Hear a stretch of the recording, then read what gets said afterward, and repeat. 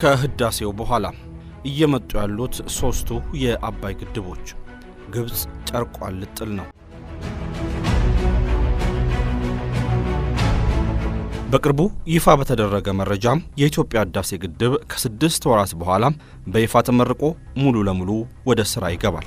ታዲያም የኢትዮጵያን የህዳሴ ግድብ መመረቅ ተከትሎ የኢትዮጵያ ቀጣይ እርምጃ ምን ሊሆን ይችላል የሚለው የሁሉም ጥያቄ ነው። ኢትዮጵያ የህዳሴውን ግድብ ካጠናቀቀች በኋላም እጇን አጣጥፋ አትቀመጥም የሚለው ደግሞ ከላይ ላነሳነው ጥያቄ ምላሽ ሲሆን ሀገሪቷ 3 ግዙፍ ተጨማሪ ግድቦችን ልትገነባ እቅድ መያዟም ተሰምቷል። ሰላም ጤና ይስጥልን የተከበራችሁ የሰሞንኛ ቤተሰቦች እንደምን አላችሁ?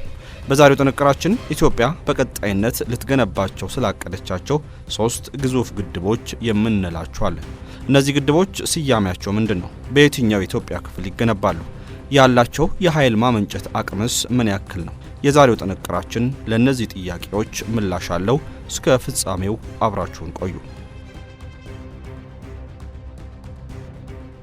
ቢሊዮን ዶላሮች ፈሰስ የተደረገበት የኢትዮጵያ ህዳሴ ግድብ አገልግሎት መስጠት ከጀመረ ሰንበትበት ያለ ሲሆን ሙሉ ለሙሉ ተጠናቆ ለመመረቅ ደግሞ ወራት ብቻም ቀርተውታል። የኢትዮጵያ የህዳሴ ግድብ የኢትዮጵያን ራስን የመቻልና ለውጭ ኃይል ያለመበገር ተምሳሌት ሆኖ 5000 ሜጋዋት በላይ ኃይልን ለኢትዮጵያ ሊያበረክት ጉዞውን ጀምሯል። የህዳሴው ግድብ የኢትዮጵያን የኃይል ፍላጎት በእጥፍ የጨመረው ሲሆን ካሁን በኋላ ወደ ኋላ ላይ መለስ የተጀመረው የኢትዮጵያ የአባይ ወንዝ ተጠቃሚነት በቀጣይነት ደግሞ ማቢል፣ ካራዶቢና ሜንዳያ የተሰኙ አዳዲስ ግድቦችን ይዞ ሊመጣ እቅድ ተይዞለታል። እነዚህ 3 አዳዲስ ግድቦች የኢትዮጵያን የኃይል ፍላጎት ከማሟላት አልፈው የምስራቅ አፍሪካ ቀጠና የኃይል ምንጭ የመሆን አቅም አላቸው። እነዚህ ግድቦች ስያሜያቸው ምንድነው? በየትኛው የኢትዮጵያ ክፍል ይገነባሉ? ያላቸው የኃይል ማመንጨት አቅምስ ምን ያክል ነው የሚለውን ደግሞ አንድ በአንድ እንደሚከተለው እናስቃኛችሁ።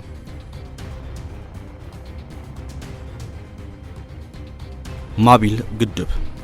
የማቢል ግድብ ከኢትዮጵያና ሱዳን ድንበር በ40 ኪሎ ሜትር ርቀት ላይ የሚገነባ ግድብ ሲሆን በኢትዮጵያው የህዳሴ ግድብና በሱዳኑ ሮሴሪ ግድብ መካከል የሚሰፍር ይሆናል። 155 ሜትር የሚረዝመው ግድቡ ከኢትዮጵያ የህዳሴ ግድብ ጋር ሲነጻጸር በ10 ሜትር የሚበልጥም ይሆናል። ግድቡ በቁመት ከህዳሴው ግድብ ይብለጥ እንጂ በሚይዘው የውሃ መጠን ግን ከኢትዮጵያ ህዳሴ ግድብ ጋር የማይነጻጸር ነው። የህዳሴው ግድብ 74 ቢሊዮን ኪዩቢክ ሜትር ውሃን የሚይዝ ሲሆን ማቢል ግድብ ግን 11 ቢሊዮን ኪዩቢክ ውሃን ብቻ መያዝ የሚችል ግድብ ሆኖ ይሰራል። 2200 ሜጋዋት የኤሌክትሪክ ኃይልን እንዲያመነጭ ተደርጎ የሚሰራው ይህ ግድብ ከህዳሴው ግድብ ጋር ሲነጻጸር በኤሌክትሪክ ማመንጨት አቅሙ በ2950 ሜጋዋት ያነሰ ነው። ለግንባታው 3.5 ቢሊዮን ዶላር ወጪን የሚጠይቀው ግድቡ ለኢትዮጵያ የኤሌክትሪክ ኃይል ከማመንጨት ባለፈ ወደ ታችኛው ተፋሰስ ሀገራት የሚሄደውን ውሃ የመቆጣጠር አቅም እንዲኖረው ተደርጎ ይሰራል። ይህም በሱዳንና ግብጽ የሚፈጠረን ጎርፍ ለመቆጣጠር ያስችሏል። የኢትዮጵያን የህዳሴ ግድብ የገነባው ሳሊኒ የኮንስትራክሽን ኩባንያም በ2021 በዚህ ግድብ ዙሪያም ያጠናውን ጥናት ያቀረበ ሲሆን የኢትዮጵያ መንግስትም በዚህ ግድብ አሰራርና በአካባቢው ላይ ስለሚኖረው ተጽዕኖ ተጨማሪ ጥናቶችን እየሰራ ይገኛል። በፈረንጆቹ የዘመን ቀመር ከ2026 እስከ 2028 ባለው ጊዜ የግድቡ ግንባታ እንደሚጀመርም ተገልጿል።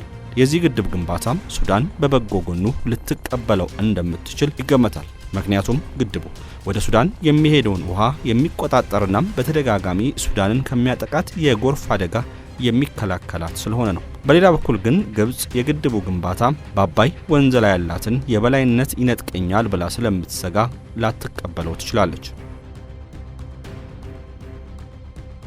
ካራዶቢ ግድብ።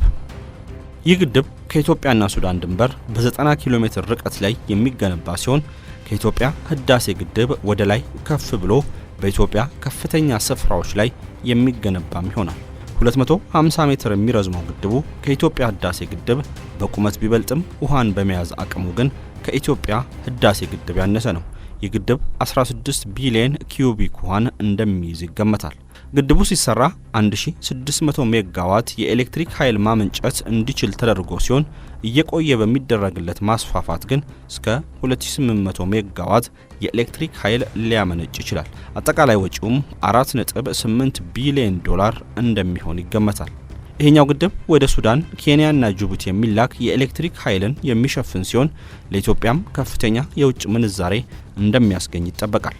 በኢትዮጵያ ውስጥም ለግብርና አገልግሎት የሚውሉ የመስኖ ልማቶችን የሚደግፍ ይሆናል። በተጨማሪም ውሃን በከፍተኛ ሁኔታ በማጠራቀም በትነት የሚጠፋን ውሃ የመጠበቅ አቅምም አለው። በ2019 የኢትዮጵያ ኤሌክትሪክ ኃይልና የቻይና ኩባንያዎች የተወሰኑ ጥናቶችን በግድቡ ግንባታ ዙሪያ ያደረጉ ሲሆን በግድቡ ወጪ ዙሪያም ከዓለም ባንክና ከቻይናው ኤግዚም ባንክ ጋር ውይይቶች ተደርጓል። የዚህ ግድብ ግንባታ የተወሳሰበ በመሆኑ ከፈረንጆቹ 2030 ወዲህ ግንባታው ይጀመራል ተብሎ አይጠበቅም። ግብጽ በተመሳሳይ የዚህን ግድብ ግንባታም የምትቃወመው ሲሆን ሱዳን ግን የኤሌክትሪክ ኃይልን ለማግኘት ስትል የግድቡን ግንባታ ልትደግፈው ትችላለች።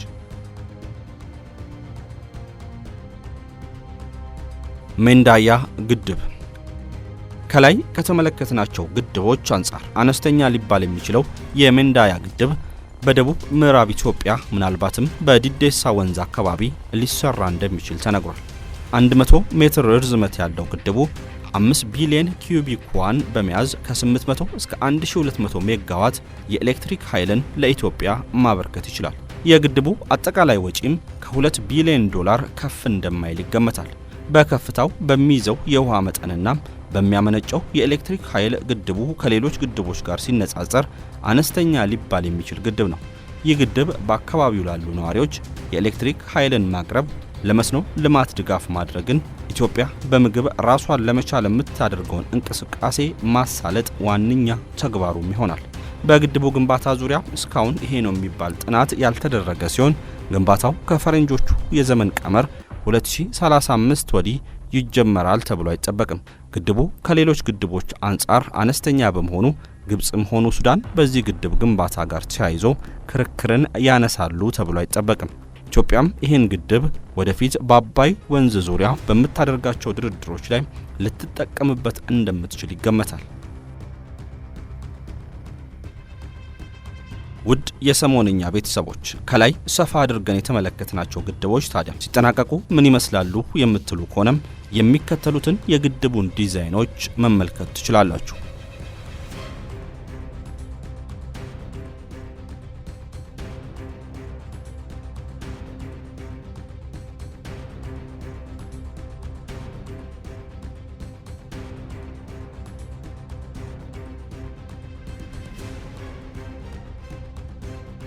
የግንባታው ገንዘብ ከየት ይመጣል? በዚህ ሁሉ ስታዲያም እነዚህን 3 ግድቦች ለመገንባት ገንዘቡ ከየት ይመጣል የሚለው ጥያቄ ሊነሳ ይችላል። ኢትዮጵያ የህዳሴውን ግድብ ስትገነባም ከሀገር ውስጥ የቦንድ ሽያጭ ብቻም 1 ቢሊዮን ዶላርን መሰብሰብ ችላለች። ለእነዚህ ግድቦችም ተመሳሳይ መንገድን የመጠቀም አቅም አላት።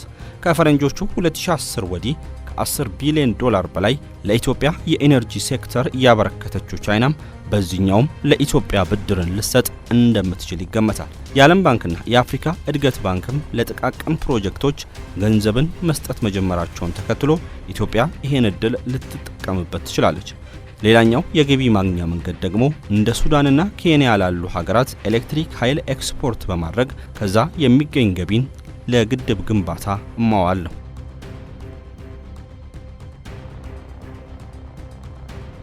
የግድቦቹ ግንባታ ተጽዕኖ። እነዚህ ግድቦች ተጠናቀው ወደ ስራ ሲገቡ ኢትዮጵያ አሁን የምታመርተውን የኤሌክትሪክ ኃይል በእጥፍ በመጨመር ተጨማሪ 5000 ሜጋዋት የኤሌክትሪክ ኃይልን ለኢትዮጵያ ያስገኛሉ። ሱዳን የውሃ እጥረት ሊያጋጥመኝ ይችላል የሚል ስጋት ውስጥ ብትገባም ከኢትዮጵያ የምታገኘውን የኤሌክትሪክ ኃይል ግን ትፈልጓለች። ግብጽ የግድቦቹ ግንባታ በአባይ ወንዝ ላይ ያላትን ቁጥጥር ስለሚቀንስባት የግድቦቹን ግንባታ በማንኛውም ሁኔታ ከማደናቀፍ ወደ ኋላ አትልም። በተቃራኒው ኢትዮጵያ በአፍሪካ ቀዳሚዋ የኤሌክትሪክ ኃይል ኤክስፖርተር የምትሆን ሲሆን በአባይ ወንዝ ላይ የሚኖራት ተጽዕኖም እንዲሁ ተቀባይነቷም ከፍ እያለ ይሄዳል። በዚህ ሁሉ ውስጥ ታዲያ በኢትዮጵያና ግብጽ መካከል ያለው ሽኩቻና ፉክክርም ከፍ እያለ እንደሚሄድ ጥርጥር የለውም።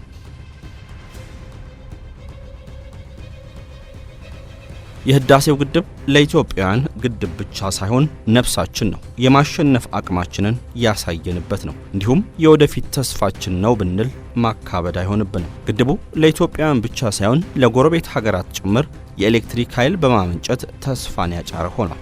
በከፍተኛ ጎርፍ ሲሰቃዩ ለነበሩት ሱዳንና ግብፅም የህዳሴው ግድብ ከጎርፍ አደጋ እየተከላከላቸው ይገኛል።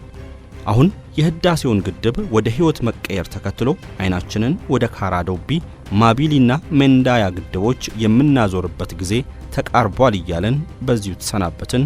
ሰናይ ጊዜ።